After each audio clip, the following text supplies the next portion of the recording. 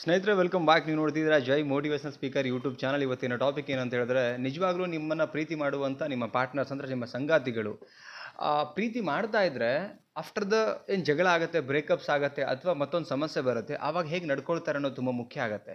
ನಿಮ್ಮ ಪ್ರೀತಿನಲ್ಲೂ ಕೂಡ ಈ 3 ಏನು ಟಿಪ್ಸ್ನ ಶೇರ್ ಮಾಡ್ತೀನಿ, ಅದು ಇದ್ದರೆ 100% ನಿಮ್ಮ ಪಾರ್ಟ್ನರ್ಸ್ ನಿಮ್ಮನ್ನು ನಿಜವಾಗ್ಲೂ ಪ್ರೀತಿ ಮಾಡ್ತಾ ಇದ್ದಾರೆ. ಎಲ್ಲೋ ಅವ್ರ ಇಂಟೆನ್ಷನ್ ರಾಂಗ್ ಇಲ್ಲ, ಅವ್ರ ಇಂಟೆನ್ಷನ್ ಸುಳ್ಳಲ್ಲ, ಅವ್ರ ಇಂಟೆನ್ಷನ್ ಚೀಟಿಂಗ್ ಅಂತೂ ಅಲ್ವೇ ಇಲ್ಲ, ಟ್ರೂ ಅಂತ ಅಂದ್ಕೊಳ್ಬೋದು. ಸೊ ಹಂಗಿದ್ಮೇಲೆ ಏನದು ಟಿಪ್ಸ್ ಅಂತ ನಾನು ನೋಡೋಕ್ಕಿಂತ ಮುಂಚೆ ಚಾನಲ್ಗೆ ಫಸ್ಟ್ ಟೈಮ್ ನೋಡ್ತಾ ಇದ್ದರೆ ಸಬ್ಸ್ಕ್ರೈಬ್ ಮಾಡ್ಕೊಳ್ಳಿ.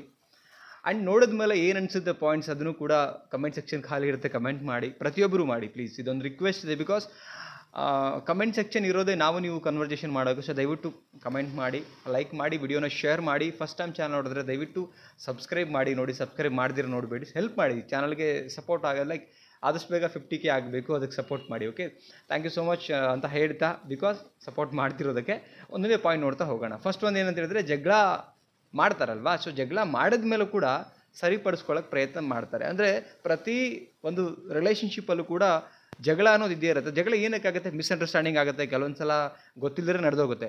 ಅದು ಜಗಳದ ಬಗ್ಗೆ ಮಾತಾಡ್ತೀರಾ ಇಲ್ಲಿ ನಾನು. ಆಫ್ಟರ್ ದ ಲೈಕ್ ಆ ಜಗಳ ನಡೆದ ಮೇಲೆ ನಿಮ್ಮೊಟ್ಟಿಗೆ ನಿಮ್ಮ ಪಾಡಿಗೆ ನಿಮ್ಮನ್ನು ಬಿಟ್ಬಿಡ್ತಾರೋ, ಸರಿಪಡಿಸ್ಕೊಳ್ಳೋಕೆ ಇಬ್ಬರಲ್ಲೂ ಇರಬೇಕು. ಗಂಡು ಮತ್ತು ಹೆಣ್ಣು ಇಬ್ಬರಲ್ಲೂ ಕೂಡ ಇರಬೇಕು.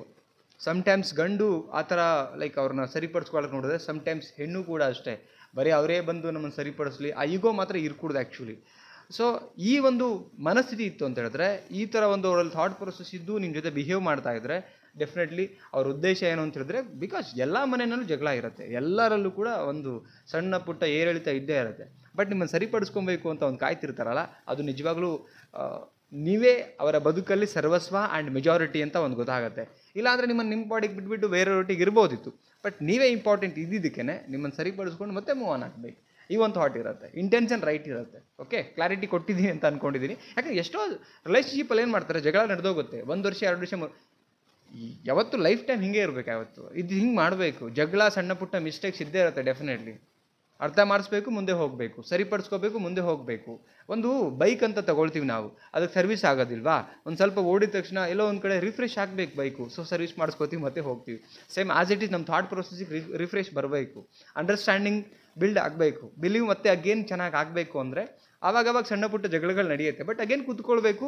ಆಫ್ಟರ್ ಜಗಳ ನಡೆದ ನಂತರ ಕೂಡ ಗಂಡ ಹೆಂಡತಿ ಲವರ್ಸ್ ಅಥವಾ ಒಂದು ಫ್ರೆಂಡ್ಶಿಪ್ ಮಧ್ಯೆ ಅಥವಾ ಒಂದು ಬೇರೆ ಯಾವುದೋ ರಿಲೇಷನ್ಶಿಪ್ ಮಧ್ಯೆ, ಸೊ ಅದು ಸರಿಪಡಿಸ್ಕೊಬೇಕು. That is true. I think ನನ್ನ ಪ್ರಕಾರ ಇಂಟೆನ್ಷನ್ ಟ್ರೂ ಇದ್ದಾಗಿದ್ದೆಲ್ಲ ನಡೀಲಿಕ್ಕೆ ಸಾಧ್ಯ. ಅದಿಲ್ಲ ಅಂದರೆ ಎಲ್ಲಿಗೆ ಸ್ಟಾಪ್ ಮಾಡಿ ಹೊಟ್ಟೋಗ್ಬಿಡ್ತಾರೆ. ಸೊ ಇಂಟೆನ್ಷನ್ ರಾಂಗ್ ಅಂತಲೇ ಅರ್ಥ. ಬಟ್ ನಾನು ಹೇಳ್ತೀನಿ ಏನಂತ ಹೇಳಿದ್ರೆ, ಒಬ್ಬ ಬೆಸ್ಟ್ ಫ್ರೆಂಡ್ ಥರ ಟ್ರೀಟ್ ಮಾಡಿ. ನಿಮ್ಮ ಲವ್, ನಿಮ್ಮ ವೈಫ್, ನಿಮ್ಮ ಪ್ರೀತಿ, ನಿಮ್ಮ ರಿಲೇಷನ್ಶಿಪ್ನ ಬೆಸ್ಟ್ ಫ್ರೆಂಡ್ ಥರ ಟ್ರೀಟ್ ಮಾಡಿದಾಗ ಇವೆಲ್ಲ ಆಗ್ಲಿಕ್ಕೆ ಸಾಧ್ಯ. ನೆಕ್ಸ್ಟ್ ಪಾಯಿಂಟ್ ನೋಡೋಣ ಏನಂದರೆ, ಅವರು ತಪ್ಪು ಮಾಡಿದ್ರೆ ಈಗೋ ಇಲ್ಲದೆ ಸಾರಿ ಕೇಳ್ತಾರೆ. ನೋಡಿ, ರಿಲೇಷನ್ಶಿಪ್ಪಲ್ಲಿ ಮಾತ್ರ ಈಗೋ ಬರ್ಕೂಡ್ದು ಆ್ಯಕ್ಚುಲಿ. ಈಗ ನಾನು ಒಬ್ಬ ಇದರಲ್ಲಿ ಮೋಟಿವೇಶನ್ ಸ್ಪೀಚ್ ಮಾಡ್ತಿದ್ದೀನಿ. So after the marriage like ಒಂದು ಸಂಗಾತಿ ಅಂತ ಆದಮೇಲೆ ನನ್ನಲ್ಲಿ ಬರಬಾರ್ದು, ನಾನು ಎಲ್ರಿಗೂ ಸರಿ ಮಾಡ್ತೀನಿ, ನಾನು ತಪ್ಪು ಮಾಡ್ತೀನಿ. ಲೈಕ್ ಸಣ್ಣ ಪುಟ್ಟಗಳು ನಡೆಯುತ್ತೆ, ಯಾರೂ ಇಲ್ಲಿ ದೇವ್ರುಗಳಲ್ಲ. ಬಟ್ ತಿದ್ಕೊಬೇಕು. ಈಗ ತಪ್ಪು ಮಾಡಿದ್ರೆ ಸಾರಿ ಕೇಳೋದ್ರಲ್ಲಿ ತಪ್ಪೇನಿದೆ ಅಲ್ವಾ? ಸಾರಿ ಕೇಳ್ಕೊಂಡು ಮುಂದೆ ಹೋಗಬೇಕು. ಆವಾಗ ಏನಾಗುತ್ತೆ, ಅವರಲ್ಲೂ ಒಂದು ಕೂಡ ಬಿಡು ಫೈನ್, ಅವ್ರ ತಪ್ಪು ಅವ್ರಿಗೆ ಅರ್ಥ ಆಗಿದೆ, ನಾನು ಸರಿ ಹೋಗೋಣ. ಇದು ಪ್ರತಿಯೊಬ್ಬ ಒಂದು ಫ್ರೆಂಡ್ಶಿಪ್ಪಲ್ಲಿ, ಒಂದು ಹಸ್ಬೆಂಡ್ ಆ್ಯಂಡ್ ವೈಫ್ ರಿಲೇಷನ್ಶಿಪ್ಪಲ್ಲಿ, ಲವ್ ರಿಲೇಷನ್ಶಿಪ್ಪಲ್ಲಿ, ಬೇರೆ ಇನ್ಯಾವುದೋ ರಿಲೇಷನ್ಶಿಪ್ಪಲ್ಲಿ ತೊಗೊಂಡು ಕೂಡ ಈಗೋ ಇದ್ದಾಗ ಏನಾಗುತ್ತೆ, ಸತ್ತೋಗುತ್ತೆ. ಏನು ಸತ್ತೋಗುತ್ತೆ? ಸಂಬಂಧ ಸತ್ತೋಗುತ್ತೆ. ಸೊ ಇವತ್ತು ಎಷ್ಟೋ ಜನ ಅದು ಮಾಡ್ತಿರೋದು ಅದಲ್ಲ. ಸೊ ಅದಕ್ಕೆ ಹೇಳ್ತಾ ಇದ್ದೀನಿ, ಈಗೋ ಬೇಡವಾ ನಮಗೆ? ಅದು ತಗೊಂಡು ಏನು ಮಾಡಬೇಕು? ಅದರಿಂದ ಏನು ಲಾಭ ಇದೆ ಈಗೋಯಿಂದ? ನಮಗೆ ಬದುಕಿರೋ ಗಂಟೆ ಖುಷಿಯಾಗಿರಬೇಕು ಅಂದರೆ ಈಗೋನ ಪಕ್ಕಕ್ಕಿಡಿ. ನಾವು ನೋಡಿ, ನಮ್ಮ ತಪ್ಪುಗಳು ನಮಗೆ ಅರ್ಥ ಆದಾಗ ನಾವು ಚೆನ್ನಾಗಿ ಬದುಕೋಕೆ ಶುರು ಮಾಡ್ತೀವಿ. ಎಲ್ಲಿ ತನಕ ನಮ್ಮ ತಪ್ಪು ನಮಗೆ ರಿಯಲೈಸೇಷನ್ ಆಗಲ್ವೋ ಅಲ್ಲಿ ತನಕ ಈಗೋ ಅನ್ನೋದು ಹೊರಟೇ ಹೋಗಲ್ಲ. ನಾನು ಹೇಳ್ತೀನಲ್ಲ, ಏನೂ ಇಲ್ಲ ರೀ. ಕೆಲವೊಂದು ಸಲ ಜಾಬ್ ಮಾಡ್ತೀವಿ, ಅಷ್ಟು ಲಕ್ಷ ದುಡಿತೀವಿ, ಏನು ಬದನೇಕಾಯಿ. ಒಬ್ಬ ವ್ಯಕ್ತಿಯೊಟ್ಟಿಗೆ ಚೆನ್ನಾಗಿಲ್ಲ ಅಂದರೆ ನೀವು ಏನು ಲಕ್ಷ ದುಡಿದು ಏನು ಫಾಯ್ದ? ಅದು ನಿಮ್ಮ ಸ್ಕಿಲ್ಗೆ, ಟ್ಯಾಲೆಂಟಿಗೆ ಬರುವಂಥ ಸ್ಯಾಲ್ರಿ, ಅದು ಬಿಟ್ಟು ಹಾಕಿ. ಒಬ್ಬ ವ್ಯಕ್ತಿಯೊಟ್ಟಿಗೆ ನಾವು ಚೆನ್ನಾಗಿಲ್ಲ ಅಂದರೆ ದಿ ವೇಸ್ಟ್ ಲೈಫಲ್ಲಿ ಆ್ಯಕ್ಚುಲಿ. ನಿಮ್ಗೆ 10 ಲಕ್ಷ ಇಲ್ಲ, ಕೋಟಿ ದುಡಿದ್ರು ವೇಸ್ಟೇ. ವ್ಯಕ್ತಿಯೊಟ್ಟಿಗೆ ಸರಿ ಹೋಗ್ಬೇಕು. ಆ ನಮ್ಮ ಸ್ಯಾಲ್ರಿ, ಜಾಬು, ಸ್ಕಿಲ್ಲೆಲ್ಲ ಅಲ್ಲಿ. ನಾವು ವ್ಯಕ್ತಿ ರಿಲೇಷನ್ಶಿಪ್ಪಲ್ಲಿದ್ದಾಗ ಇದೆಲ್ಲ ಬಿಟ್ಕೊಂಡು ಪ್ರೀತಿಯಿಂದ, ಇನ್ನೋಸೆಂಟಿಂದ ಫಸ್ಟ್ ನಾವು ನಮ್ಮಲ್ಲಿ ಬದಲಾವಣೆ ಮಾಡ್ಕೊಬೇಕು. ಇನ್ನೊಬ್ರಿಗೆ ನಾವು ಬದಲಾವಣೆ ಆಗಲಿ ಅಂತ ಹೇಳೋದಕ್ಕಿಂತ, ನಮ್ಮ ತಪ್ಪಿದ್ರೆ ಸಾರಿ ಕೇಳೋಣ, ತಪ್ಪೇನಿದೆ ಸಾರಿ ಕೇಳೋದ್ರಲ್ಲಿ? ನಮಗೊಂದು ಅವಕಾಶ ಇಲ್ಲ ಬದಲಾವಣೆ ಆಗಲಿಕ್ಕೆ. ಕರೆಕ್ಟ್? ನಮ್ಗೆ ಹೆಂಗೆ ಎಕ್ಸ್ಪೆಕ್ಟೇಷನ್ ಇರುತ್ತೆ, ಅವ್ರಿಗೂ ಅದೇ ಥರ ಇರುತ್ತೆ. ಬಟ್ ಸರಿಯಾದ ಕಮ್ಯುನಿಕೇಷನ್, ಸರಿಯಾಗಿ ಒಪ್ಪು ಅದನ್ನು ನಡೆಸ್ಕೊಂಡ್ಮೇಲೆ ಯಾರ್ದಿರುತ್ತೆ ಅವ್ರು ಬದಲಾಗಬೇಕಲ್ಲಿ. ಈಗ ಕೆಲವ್ರು ಹೆಂಗೆ ಮಾಡ್ತಾರೆ, ಅವರೇ ತಪ್ಪು ಮಾಡಿಬಿಟ್ಟು ನಮ್ಮನ್ನು ಬದಲಾವಣೆ ಮಾಡೋಕ್ಕೆ ಹೇಳ್ತಾರೆ. ಅದಲ್ಲ ಆ್ಯಕ್ಚುಲಿ. ರೈಟ್ ವೇನಲ್ಲಿ ಹೋಗಬೇಕು, ಅವಾಗ ಸರಿ ಹೋಗ್ತಾರೆ. ನೆಕ್ಸ್ಟ್ ಪಾಯಿಂಟ್ ನೋಡೋಣ, ನಿಮ್ಮನ್ನು ಫ್ರೆಂಡ್ ಥರ ಟ್ರೀಟ್ ಮಾಡಬೇಕು ಆ್ಯಕ್ಚುಲಿ. ನೋಡಿ, ಲೈಫಲ್ಲಿ ಯಾವತ್ತೂ ಲವ್ವರ್ ಆಗಲಿ, ವೈಫ್ ಹಸ್ಬೆಂಡ್ ರಿಲೇಷನ್ಶಿಪ್ ಆಗಲಿ, ಅಥವಾ ಬೇರೆ ಫ್ರೆಂಡ್ ರಿಲೇಷನ್ಶಿಪ್ ಆಗಲಿ, ಬೇರೆ ಮೊದಲು ಹೆಲ್ದಿ ಒಂದು ರಿಲೇಷನ್ಶಿಪ್ ನಡಿಬೇಕಂತ ಫ್ರೆಂಡ್ಶಿಪ್ ಥರ ಹೋಗಬೇಕು. ಒಂದು ಮಾತಿದೆ, ಗಂಡ ಹೆಂಡತಿ ರಿಲೇಷನ್ಶಿಪ್ ಹೇಗಿರಬೇಕು ಅಂದರೆ, ಲೈಕ್ ಬೆಡ್ರೂಮಿಗೆ ಬಂದರೆ ಅಲ್ಲಿ ಗಂಡ ಹೆಂಡತಿ ಥರ ಇರಬೇಕು, ಅಡುಗೆ ರೂಮಿಗೆ ಹೋದರೆ ಹೆಂಡತಿ ಆದಂಥವ್ಳು ತಾಯಿ ಸ್ಥಾನ ತುಂಬಬೇಕು, ಹೊರಗಡೆ ಹೋದರೆ ಫ್ರೆಂಡ್ ಥರ ಆಗಬೇಕು ಅಂತ. ಸೇಮ್ ಗಂಡನೂ ಅಷ್ಟೇ, ಬೆಡ್ರೂಮಿಗೆ ಹೋದರೆ ಗಂಡ ಆಗಬೇಕು. ಸೊ ಲೈಕ್ ಅವರು ಕೂಡ ಅಲ್ಲಿ ಇದಕ್ಕೆ ಹೋದರೆ ತಂದೆ ಸ್ಥಾನ ತುಂಬಬೇಕು. ನೀವು ಯಾಕೆ ಹೇಳ್ತೀನಿ ಅಂದರೆ, ಅವ್ರ ಸ್ಥಾನ ತುಂಬಬೇಕು, ತಂದೆ ಅಂತ ಆಗೋಕ್ಕಾಗಲ್ಲ, ಆ ಪ್ರೀತಿ ಕೊಡಬೇಕು ಅಂತ ಅರ್ಥ. ಎಲ್ಲ ಥರದಲ್ಲಿ ಇಬ್ಬರೂ ಇನ್ವಾಲ್ವ್ಮೆಂಟ್ ಅದಾಗಬೇಕು. ತಪ್ಪುಗಳು ನಡೆದೋದಾಗ ಡಿಸ್ಕಷನ್ ಆಗಬೇಕು. ಫ್ರೆಂಡ್ಗಳ ಮಧ್ಯೆ ಅದಾಗಲ್ವಾ, ಎಷ್ಟು ಎಲ್ಲ ಓಪನ್ ಅಪ್ ಆಗಲ್ವಾ, ಎಲ್ಲ ಹೇಳ್ಕೊಳ್ಳಲ್ವಾ. ಆ್ಯಂಡ್ ಒಂದು ರಿಯಲೈಸೇಷನ್ ಗೊತ್ತಿರೋ ಬೇಡ, ಇದು ಲೈಫ್ ಟೈಮ್ ಫ್ರೆಂಡ್ಶಿಪ್ ಇದು.